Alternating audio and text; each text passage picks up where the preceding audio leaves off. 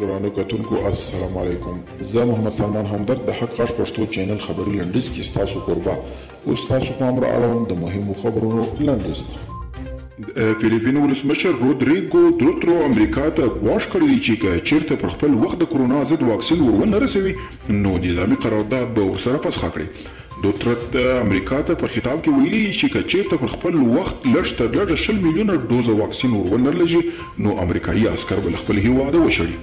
پاکستان وایي دوی په افغانستان کې د تلپاتې سولې غوښتونکي دي خو ټینګار یې کړی دی چې یو شمېر حکومتي چارواکي په هره پیښه کې د ملامتۍ ګوته پاکستان ته نیسي او په خبره یې دا لوبه د سولې پروسه او دوه اړخیزه اړیکو پیاوړتیا لپاره ګډو هڅو ته زیان رسولی شي.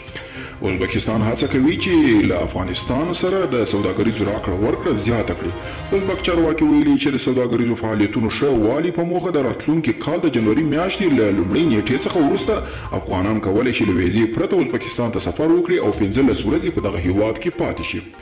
او نیوز ویک وایي چې تر راتلونکي 2 اونۍ به ټرمپ له سپینې ماڼۍ ووځي او د بایډن د حکومت کارکوونکو به سپینې ماڼۍ ته ورستانه شي. بلخوا د سپینې ماڼۍ د کارکوونکو ته هم یو ایمیل لیږل شوی او په هغه کې ترې غوښتل شوي چې د راتلونکي میاشت تر 15 له سپینې ماڼۍ ووځي.